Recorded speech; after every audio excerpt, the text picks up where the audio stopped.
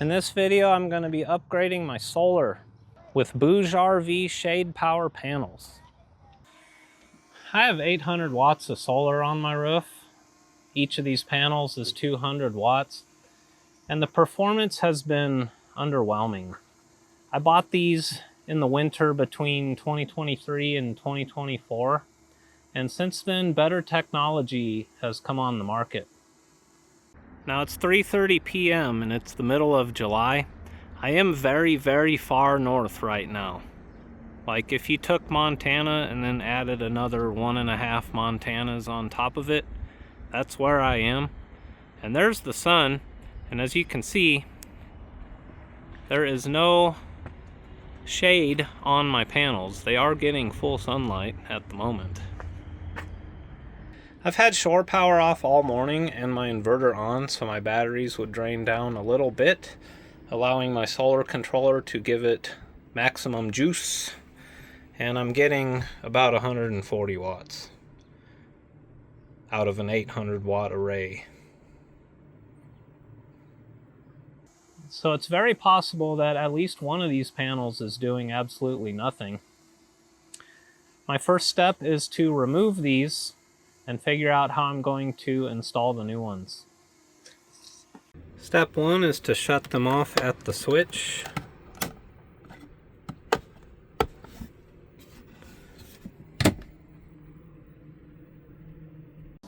So these are generic solar panels. They're sold under several different brand names from Amazon. And when I first installed them, they were doing pretty good. I'd get over 500 watts pretty regularly. And then it seems like they've kind of deteriorated over time. They're only not even 2 years old since I installed them.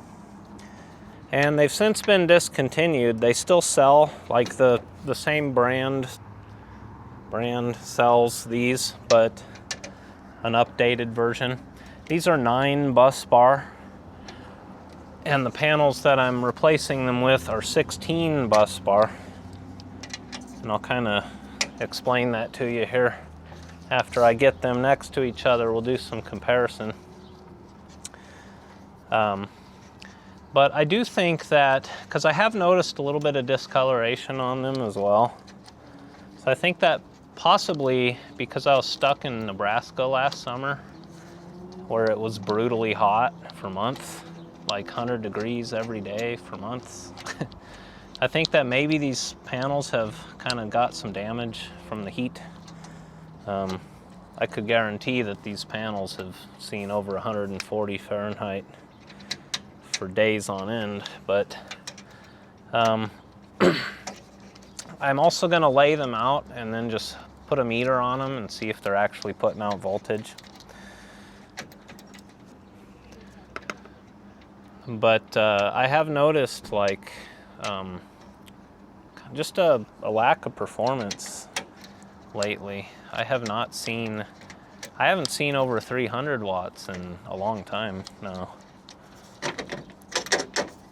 So I figure I could, if I'm gonna replace them or take them off to diagnose them, might as well be time to upgrade, because I mean, they are generic panels and there is a lot better technology out there nowadays, so.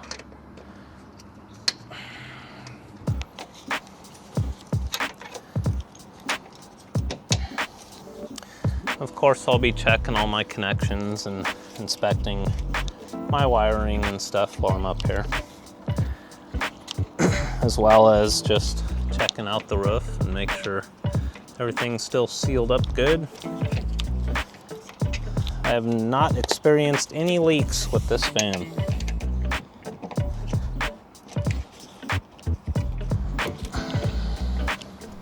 Now, if you're feeling distraught because I was just in the mountains and now I'm doing solar panels, fear not. We will be right back to our regular scheduled programming in the next video.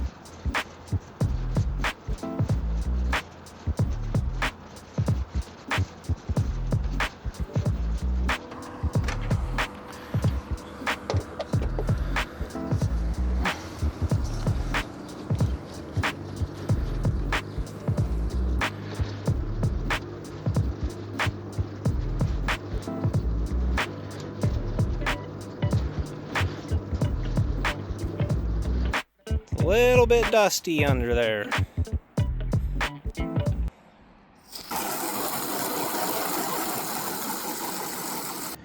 All right, so here I have the new BougeRV panel next to my old panels, and we'll talk about the differences here. The main difference is these are P-type cells and these are N-type cells. P-type cells, when they make them, they mix them with a mixture of boron, and N-type cells are made with phosphorus. And they call it doping the cell when they're making the solar cell. And the P-type cells with the boron are prone to light-induced degradation early in their life. So, like within the first few months of having a brand new P-type cell, you're going to experience significant degradation in its performance. And that explains why these worked great when I first installed them, and now after just a couple of years, they're not doing so well. N-type cells also have better performance in high heat environments. P-type cells are prone to just lower efficiency at high temperatures, and they're prone to hot spots. Solar panels are black. They're on your roof. They get hot, no matter where you are. Even if you're in a cool climate, you know, the sun's baking on these things all day long and they heat up. Another difference here is these are 9 bus bar and these are 16 bus bar. The bus bars are these little lines here on the cell. So each cell has 9 of these on the old panel. And these are what conducts the electricity. This is what gets the power from the actual solar cell and gets it into a circuit for you to use. These have 16 bus bars per cell, so they're way more efficient. That also explains why this panel is a little bit smaller than this one, but they have the same rated power output. N-type cells are rated at 25% efficiency, and I think these P-types were only like 22%.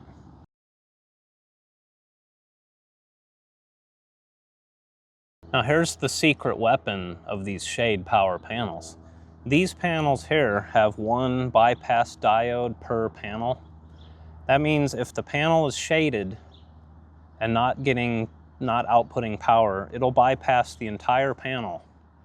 These BougeRV ShadePower panels have 24 bypass diodes per panel.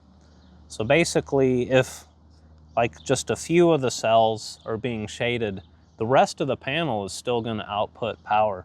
These are rated to 85% output in partially shaded conditions. So on every one of these old panels, I am noticing like weird discolorations here and there. And on all of them, I've noticed this. There's actual moisture under the glass, and look at that. We've got like damage. These are meant to be outside for 25, 30 years. These BougeRV panels are IP68 waterproof. I'm assuming that these are probably IP67. Here's another one. You can see, look at all that crap inside there. Here's another one. Look at that.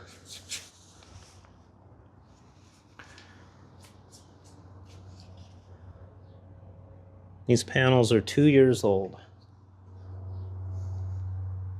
Now, I don't know if this is going to pick up on camera, but if you look at these panels, do you see all those cracks? Yeah, they're a little dirty, but look at all of those cracks. Yeah, these panels are nuked from the heat. You see that? It's all of them. So I'm finding out the hard way that when it comes to the most critical parts of your van build, like your power system or your fridge, for example, it's best not to gamble on cheap, no-name stuff, and just do your research and get a quality product, because having power is, for me anyway, one of the most important parts of my van build. And BougeRV is a real company, so they offer 10-year one-on-one tech support. So if you're having struggles with your product, you can call them up and talk to a real person. Okay, now just for fun, I have all 4 of the old panels laying out in the sun. I'm just gonna see if they're outputting any voltage.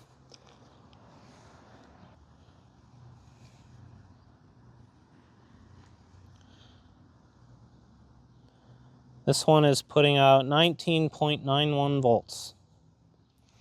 Okay. This one here, I just want to see if any of them are like completely dead. 20.55 volts.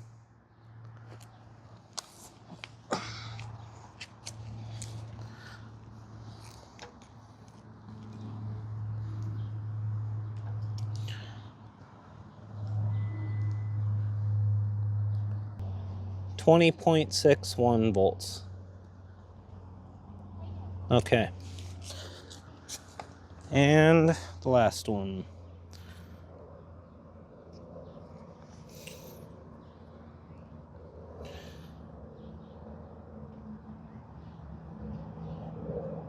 This panel is doing nothing.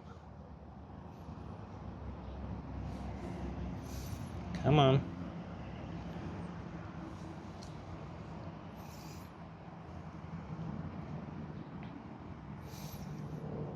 So this panel here is completely dead.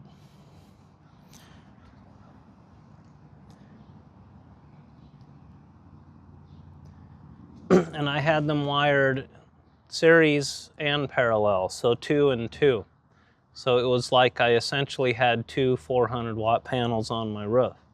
And because these have 1 bypass diode per panel, that means out of 800 watts potential, I only had 400 up there. Because this panel is completely dead, it either has a short circuit or the 1 bypass diode in it has failed.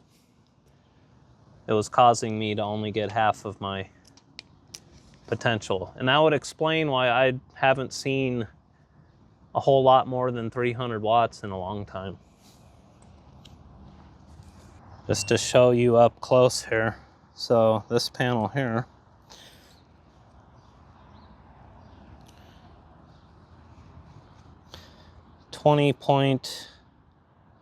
right around 20 volts. I don't know if you can see that.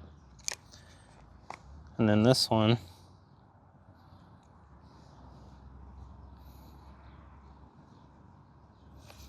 nothing.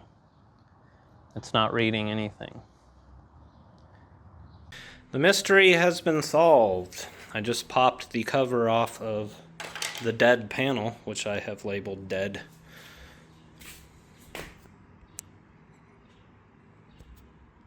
Look at this.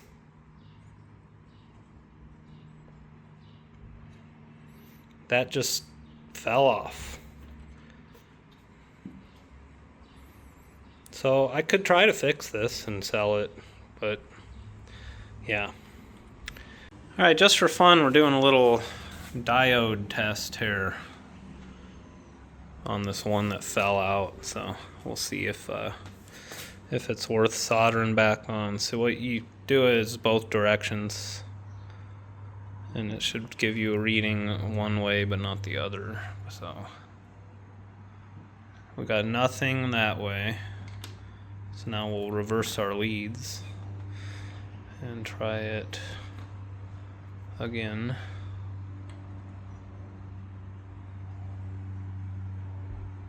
Okay, so yeah, this diode is worth soldering back on to make this panel functional again. This panel's not worth putting back on my van though. And I guess these have 3 bypass diodes per panel, so look, only IP65 on that. There's dust and stuff on the inside too. Yeah, these are junk, you know. And honestly, what I paid for these panels is comparable to what these BougeRV ShadePower N type panels cost. The technology just really didn't exist when I built my van. Hi, meow meow. So, unfortunately, because these are a different like physical dimensions than my old panels, it's going to be kind of a chore to install them. And I am thousands of miles away from my friend Tom's shop, so there's not going to be any custom fabrication going on here, but I am really excited to see what these do. So I'm going to put them up on the rack and just wire them up for now and see what kind of output we get. All right, so I'm going to get these all kind of roughly in position,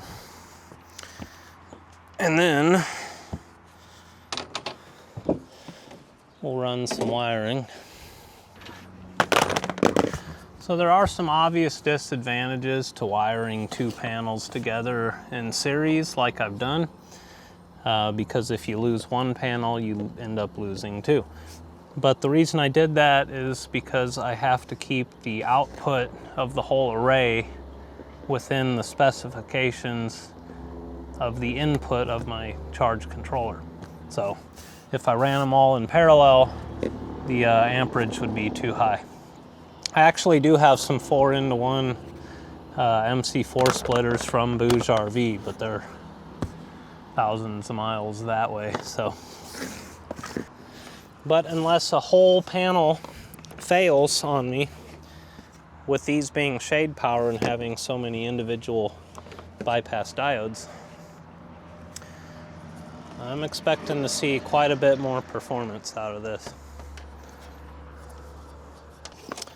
And they are going to fit just fine, actually. I'm not too concerned with the layout here, so that'll be good.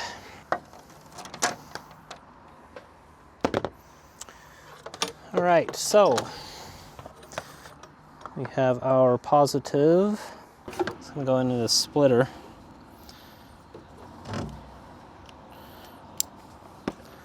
This negative is going to have a splitter. Okay, and then positive here, negative here. And then we're going to run an extension from this one to this one. I'm just kind of hooking them up temporarily here so we can see what they do. I want to see gains. All right, let me grab that last one.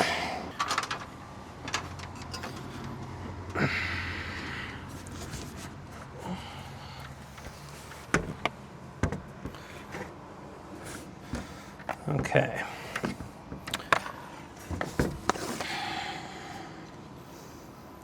So I'm going to run a negative off of this guy. And then we're going to run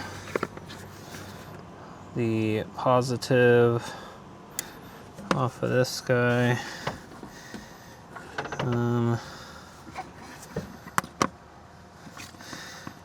We will run, actually, do it like this. There we go. So we need to get, what am I doing here? Let's run, I wonder if I had this one flipped last time. I'm going to run the positive off of this into my splitter over here.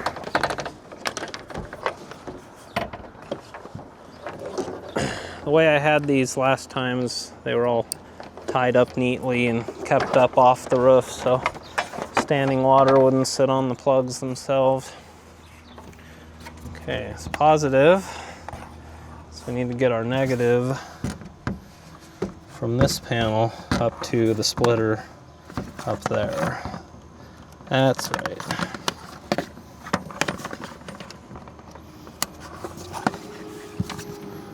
And boom. There we go. Will it make more power than 140 watts? I suspect it will. Okay, it's 3 o'clock the next day. We have a little bit of cloud cover, but the sun is essentially in the same place. And we have no shade on the van, no direct shade. It's pretty much in the sun. The only little bits of the panels that are shaded are from the max fan being open. Alright, here we go. Right now we're at 0 because they're off.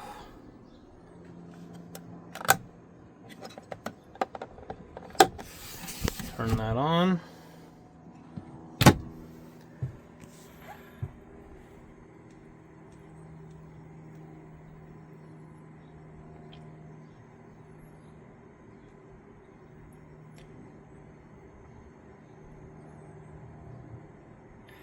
So we're getting about 400 watts.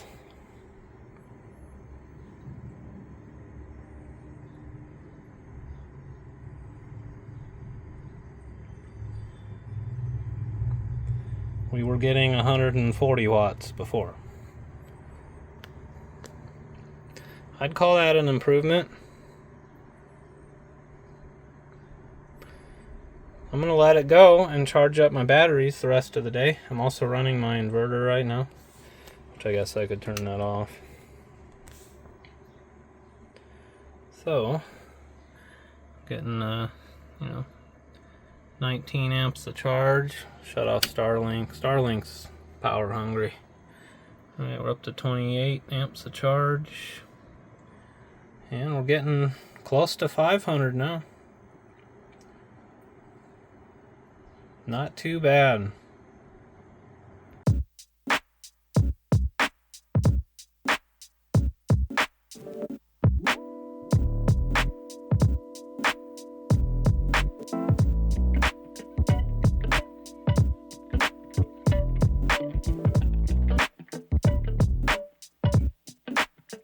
I'm here at Lowe's. In Canada, it's called Rona.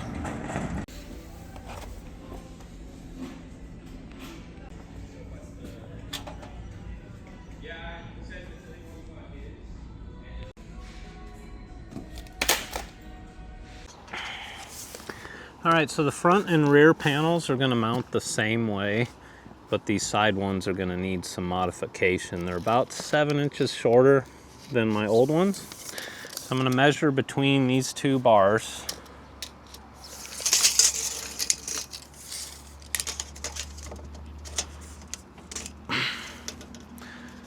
So we're right at 58 and about 5/16, 58 and a quarter there. 58 and 3/8, we'll say. I'd rather be long than short on that.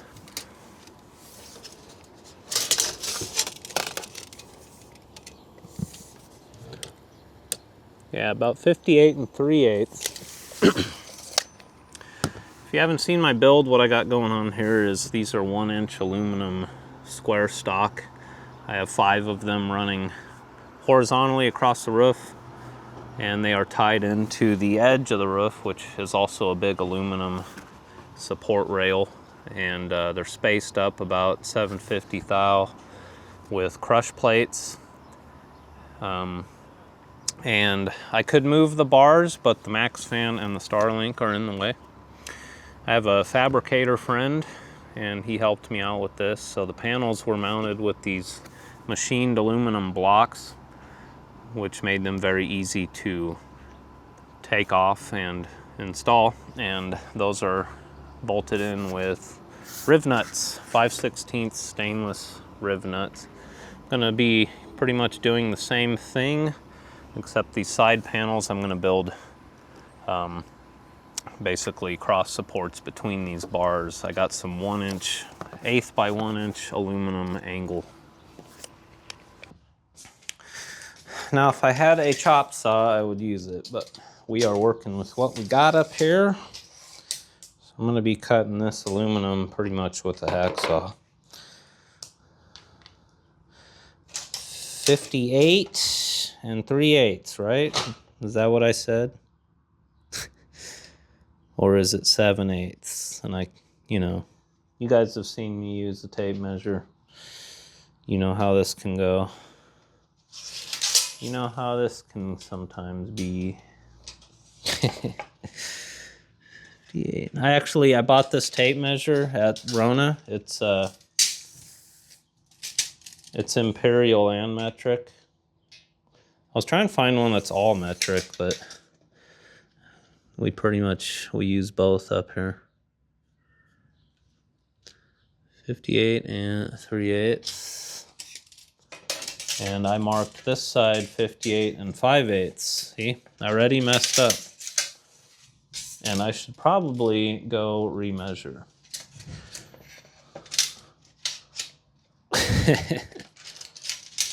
Aluminum's expensive, by the way. If you're on a budget, you could just get some like,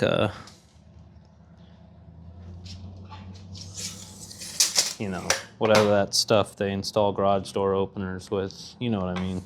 Yep, 58 3/8.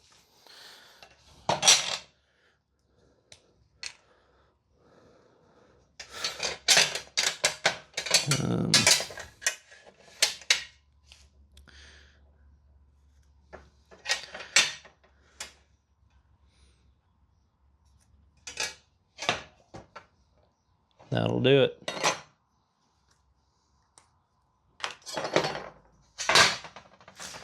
And now I destroy my elbow. I get tennis elbow like really bad.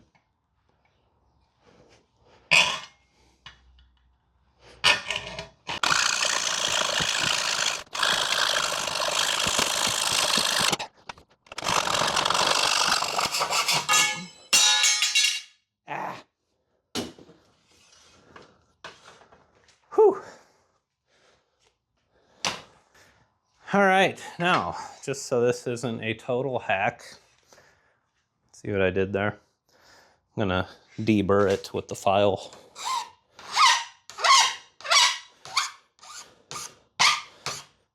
Now, I need to notch 1 inch off of either end, and then I gotta measure and find out exactly where the middle bar is and notch that as well. This is going to straddle those 3 bars.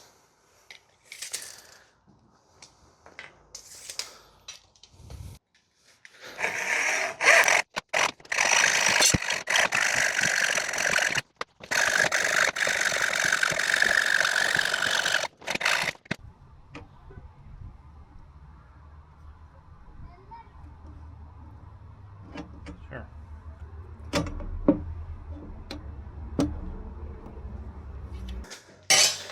I'm gonna have to get creative on this middle one. You can't really hacksaw the section out. Might just have to break it off or something. If this was steel, I'd just go buy a grinder. There's no way.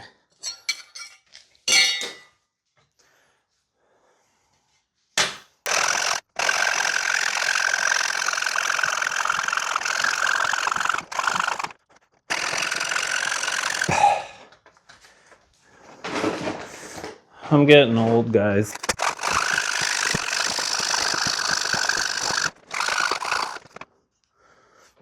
Okay.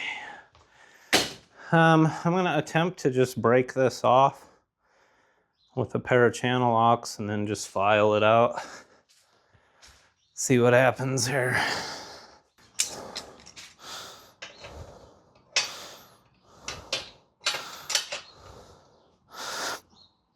Oh yeah. Not too shabby. Now I'm going to clean this up with the file, and then we'll go see how it fits.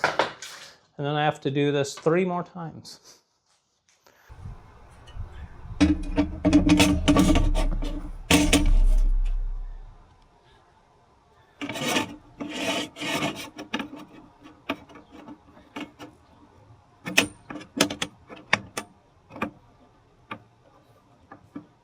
Oh, yeah.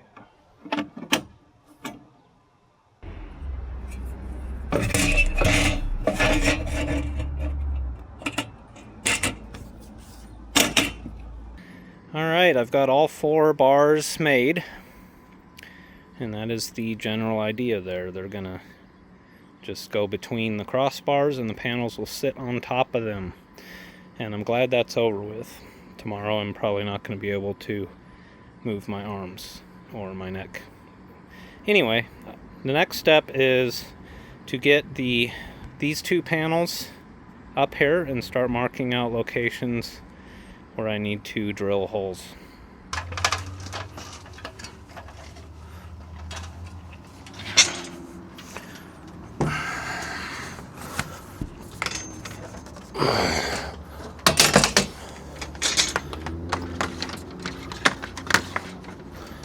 Alright, armed with a tape measure and a Sharpie, I'm going to just basically center it front to back.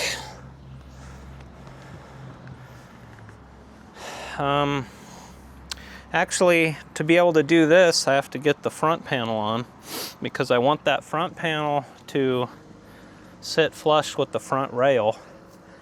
It can't overhang the front rail, otherwise when I'm driving it can create lift on the panel. So I have to get 3 panels up here to be able to mark all of this out. So I gotta go grab 2 more. Be right back. Ooh, this roof's getting hot.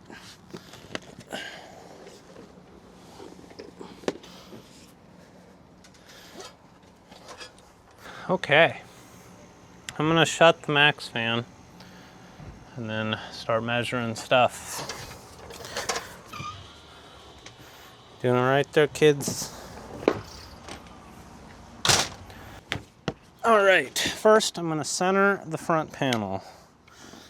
And the old panel was centered, so I can take a measurement from the old riv nut. So we're about 4 1/4 there. And we were way off, 3 1/2 there. So we gotta come this way.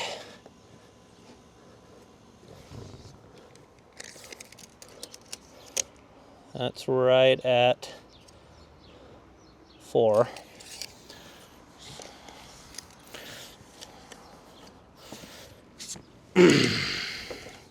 That's 3 1/2. So we gotta go this way 1/4 inch. All right, 3 3/4.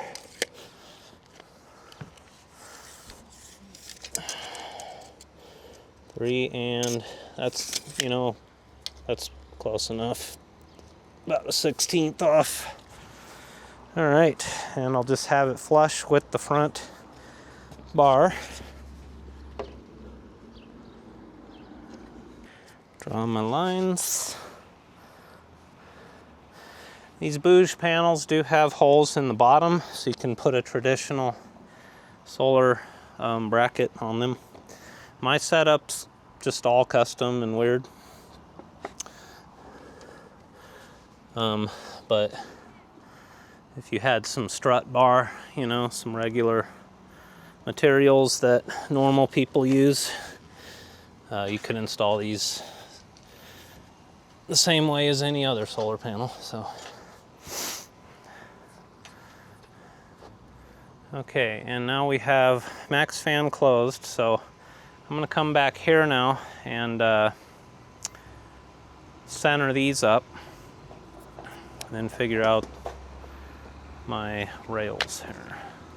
This is looking good, I like it. All right. First of all, I tip my hat to all those roofers out there. It's like upper 70s today for the high. And this roof is really, really hot. Like 100 plus. So what I'm gonna do, I have here a stainless 5/16 riv nut. And that's what these are here. And I'm going to drill holes. I'm going to start by making just some pilot holes and then kind of work my way up to whatever size this will fit through without going too big. And then I'm going to install riv nuts under all of the ends of these bars, but not the middles, because unfortunately all I have is hex head stainless bolts, and that would interfere with the panels. It would have interfered here, but the new panel extends beyond this bar, so this should work pretty well. I've got everything marked out exactly where it needs to go and figured out everything except for that rear panel, but that one should be pretty straightforward. Just you know, put it on there and yeah, it should be pretty easy.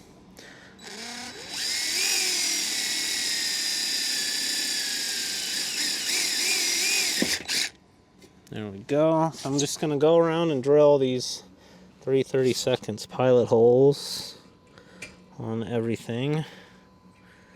This eyeballing center, basically.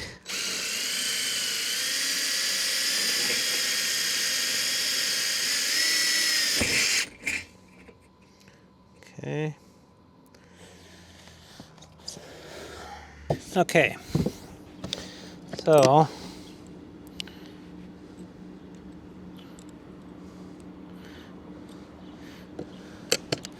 might just have to go with the biggest size I got here. Yeah.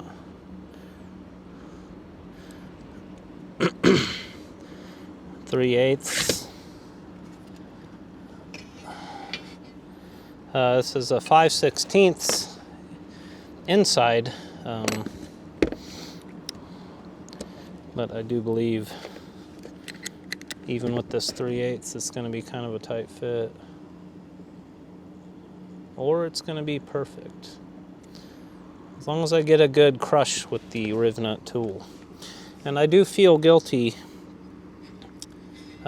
putting this crudely cut with a hacksaw aluminum on this masterpiece of a rack that I built with my friend, but you know, we're working with what we got here. We're not this is like a field install, basically.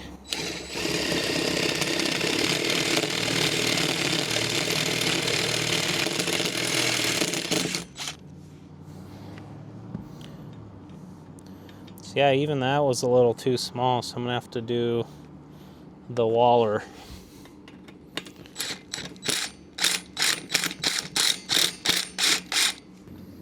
There we go. All right. I'm gonna go around and do that 7 more times.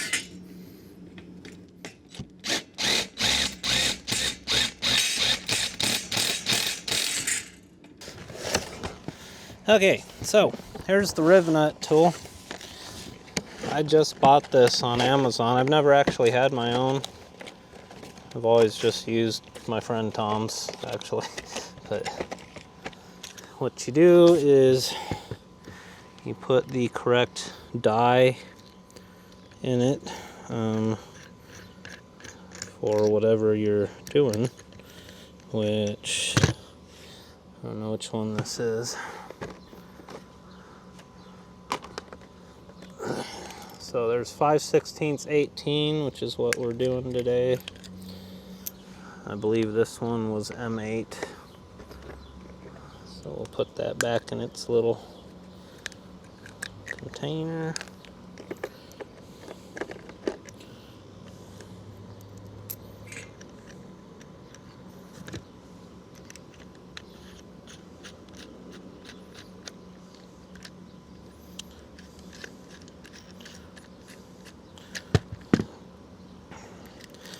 I'm going to be a little rusty on this first one here.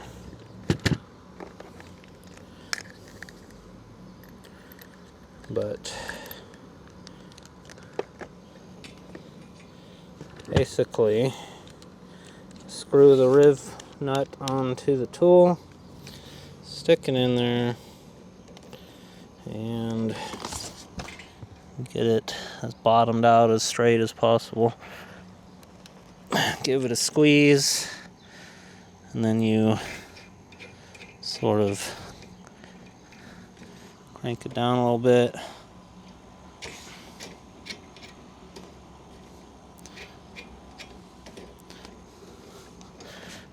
You don't want to go too far, so you don't want to mess up the threads.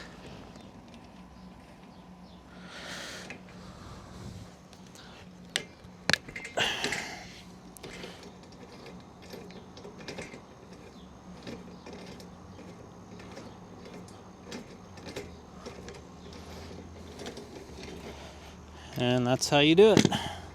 So now that's permanently installed. It's smushed in there like a rivet.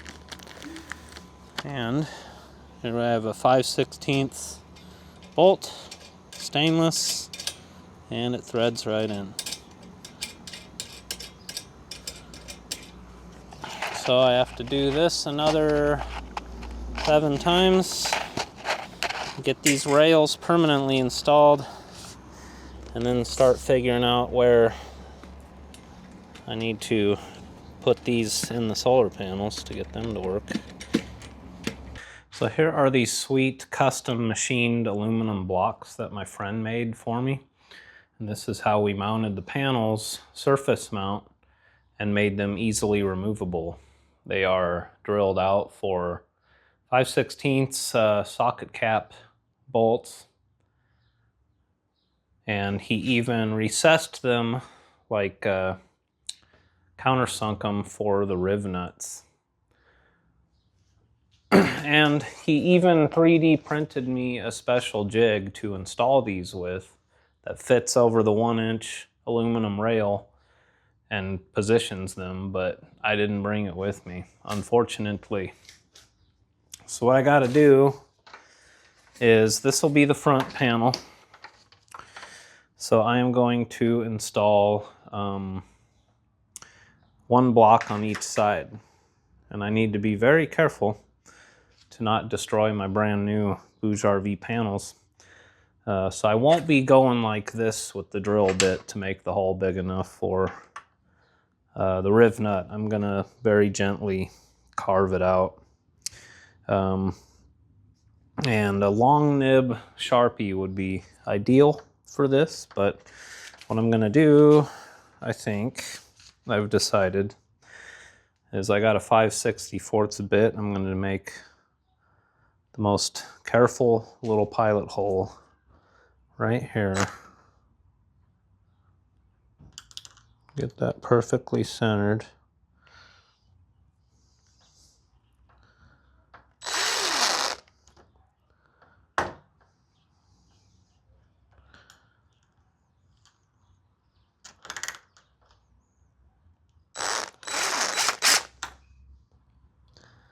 That should do.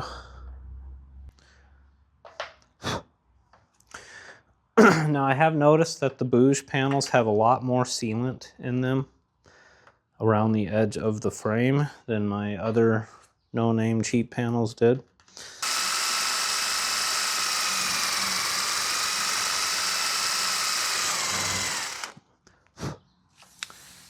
I wouldn't recommend doing this. Like, don't drill holes in your brand new solar panels. I do things weird, but if you look on the back of these, there are pre-installed mounting holes underneath the whole panel. So yeah.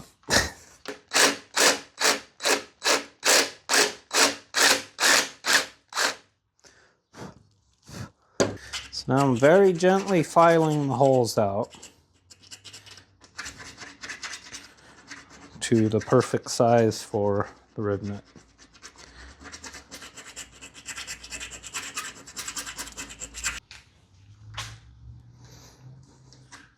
There we go. Perfect. I might have to dig a little bit of the sealant out right in the corner there, just to make sure that the riv nut can actually clamp on, you know. Of course, I don't want to affect the integrity of the waterproofing of the panel, but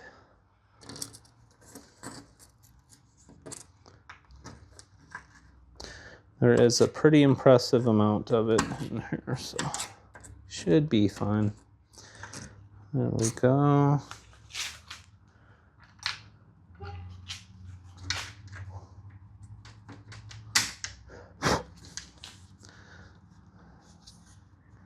Yeah, that'll work. All right.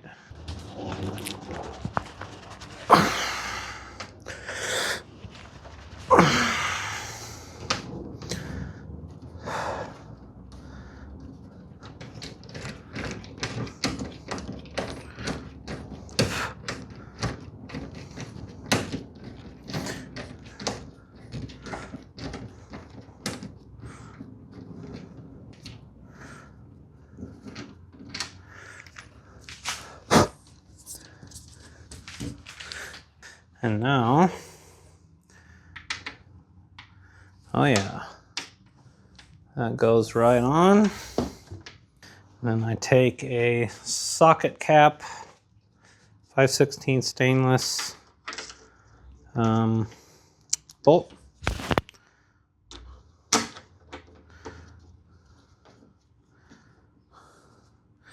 And install the block.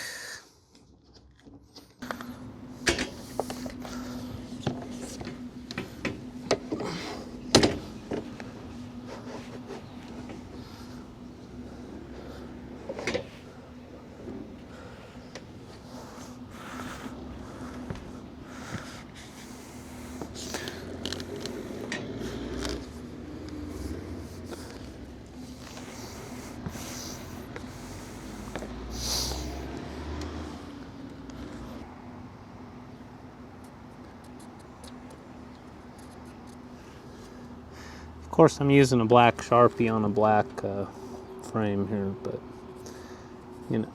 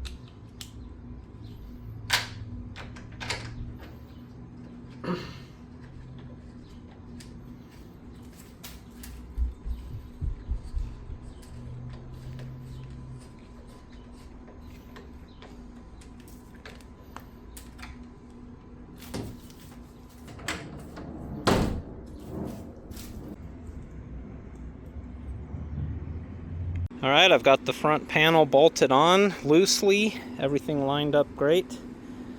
It's basically rinse and repeat for the other 3 panels. I had to get the front one first so I can get the 2 side ones lined up.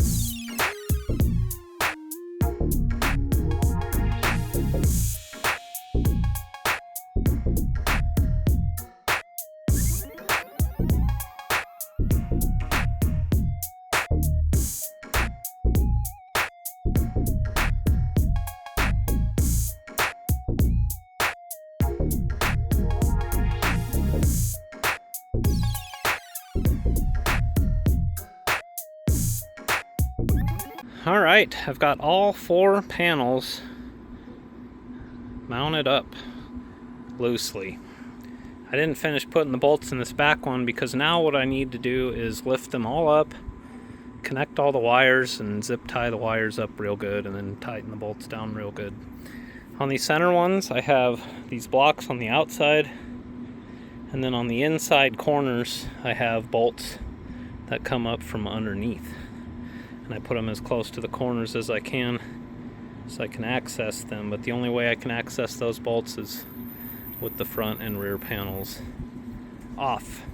So basically I gotta hook up all the wires, pull the back panel that way, pull the front panel that way, get these bolts tightened, and then do the final install, and then we're done.